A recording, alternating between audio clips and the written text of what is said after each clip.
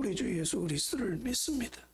그는 성령으로 잉태되어 동정녀 마리아에게서 나시고 본디오 빌라도에게 고난을 받아 십자가에 못 박혀 죽으시고 장사된 지 사흘 만에 죽은 자 가운데서 다시 살아나셨으며 하늘에 오르시어 전능하신 아버지 하나님 우편에 앉아 계시다가 거기로부터 살아있는 자와 죽은 자를 심판하러 오십니다. 나는 성령을 믿으며 거룩한 공교회와 성도의 교제와 죄를 용서받는 것과 몸의 부활과 영생을 믿습니다. 아멘. 535장 535장입니다.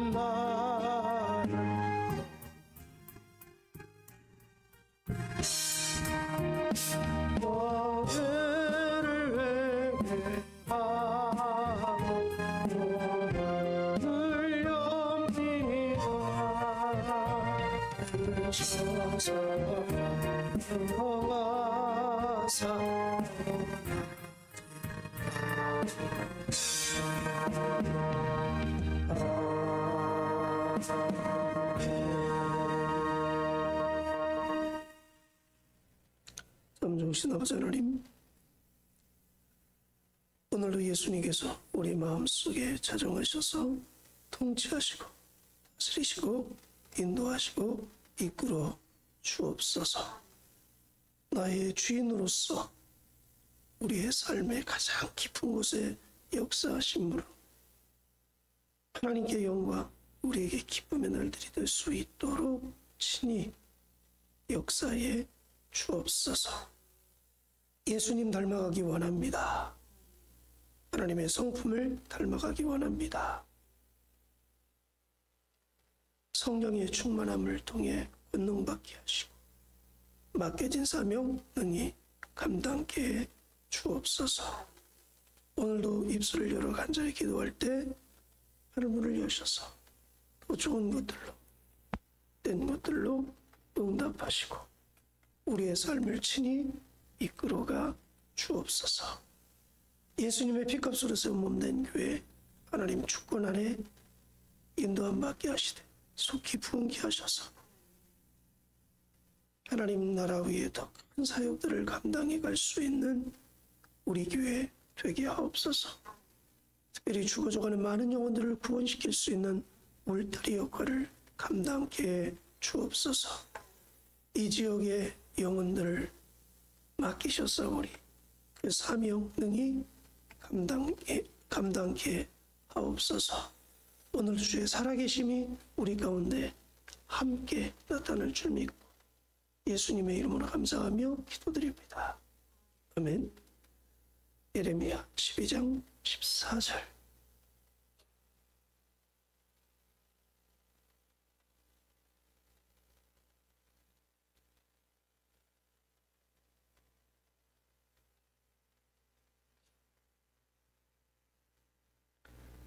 마지막 절까지입니다.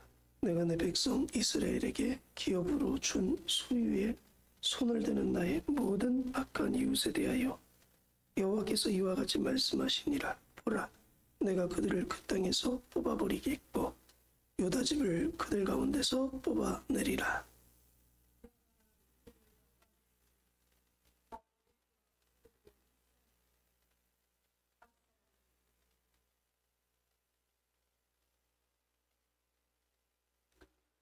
그들이 내 백성의 도를 부지런히 배우며 살아있는 여호와라는 내 이름으로 맹세하기를 자기들이 내 백성을 가르쳐 바알로 맹세하게 한 것 같이 하면 그들이 내 백성 가운데에 세움을 입으려니와.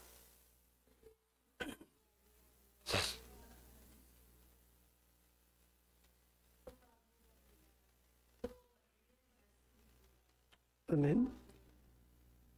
오늘도 하나님의 그 노래가 우리 가운데 함께함을 믿습니다.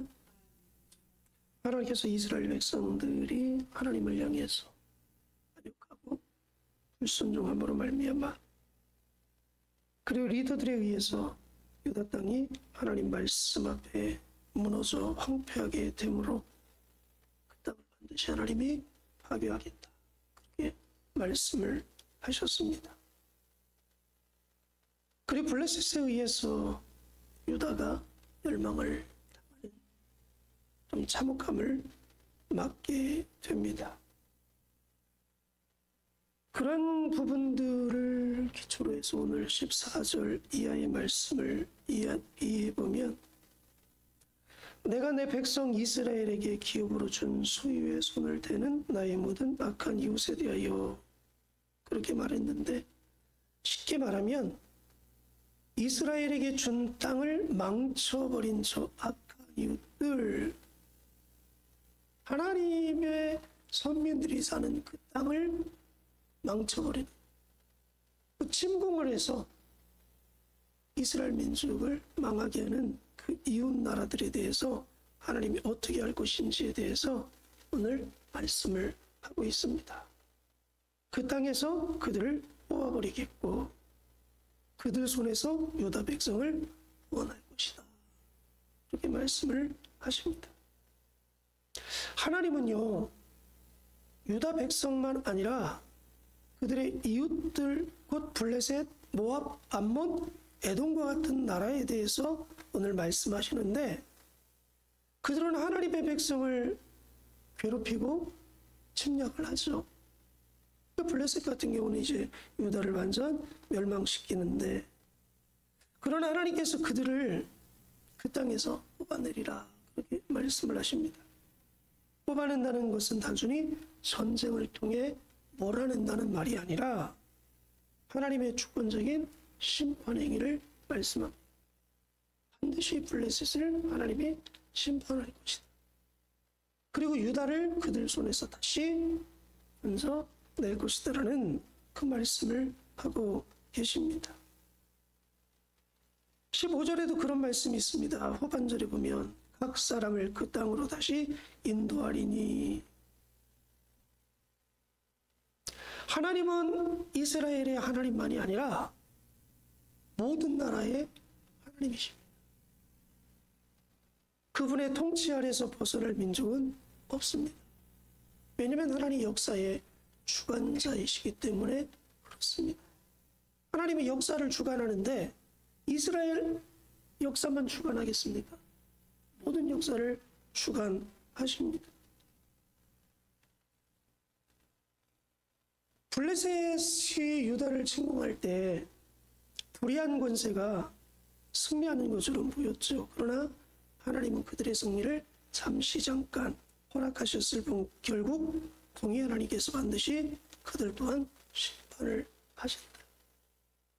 공의 하나님은 죄에 대해서는 반드시 이방 민족이 됐든 하나님의 선민이 됐든 반드시 심판을 하신다는 거죠. 그럼에도 불구하고 그 심판 가운데 하나님께서 구원의 길을 다시금 열어 놓으십니다.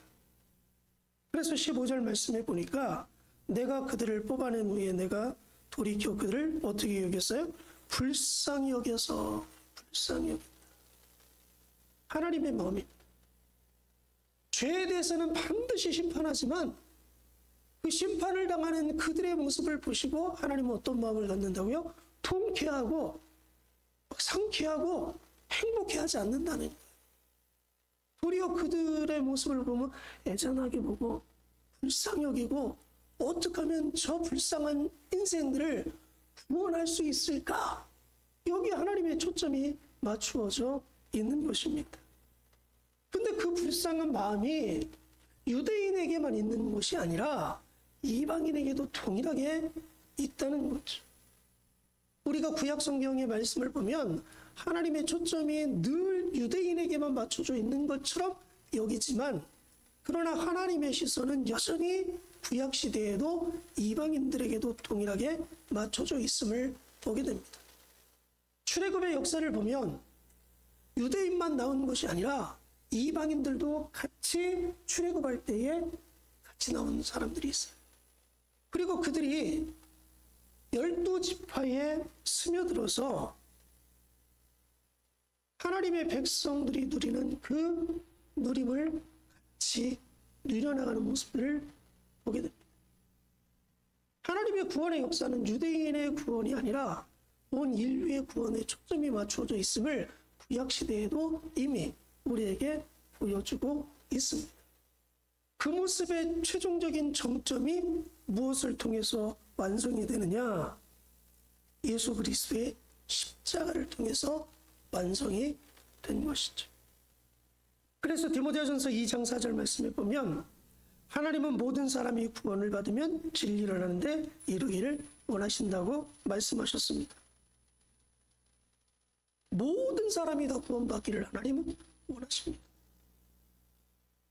오늘 구약의 하나님께서도 유다의 이웃, 악한 이웃 그들에게도 구원의 길을 하나님 열기를 원하세요. 그래서 16절 말씀에 보니까 그들이 내 백성의 도를 부지런히 배우며 살아있는 여호와라는 내 이름으로 맹세하기를 자기들이 내 백성을 가르쳐 바알로 맹세하게 한 것 같이 하면 그들이 내 백성 가운데 세움을 입으려니와 그래요.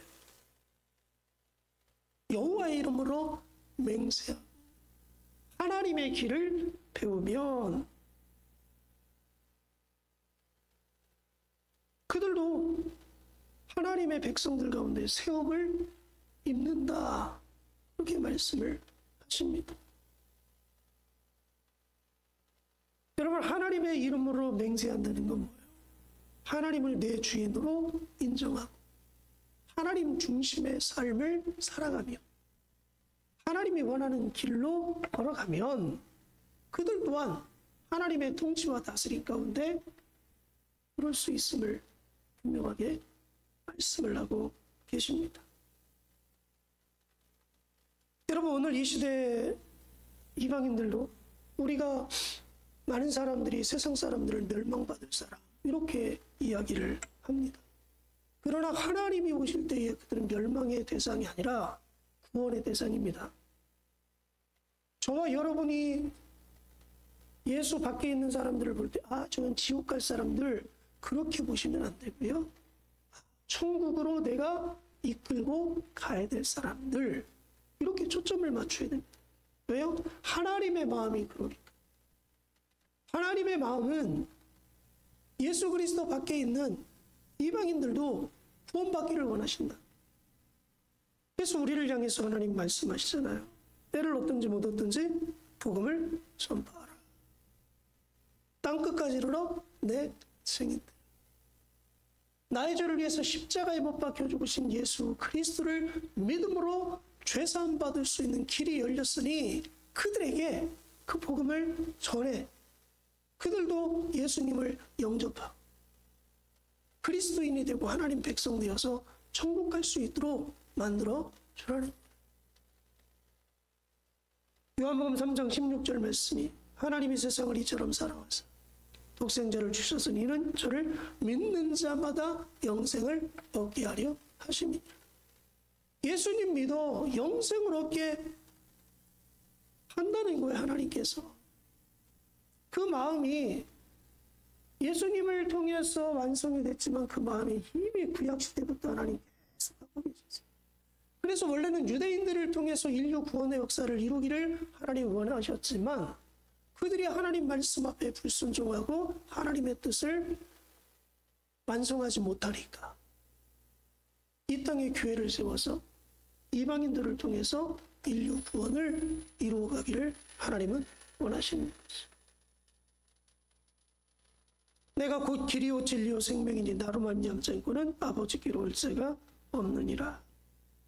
예수님 믿으면 예수 그리스도를 나의 주인으로 모셔드리면 구원의 자리에서 밖에 있는 그 영혼들도 구원의 자리로 들어올 수 있게 되는 거죠.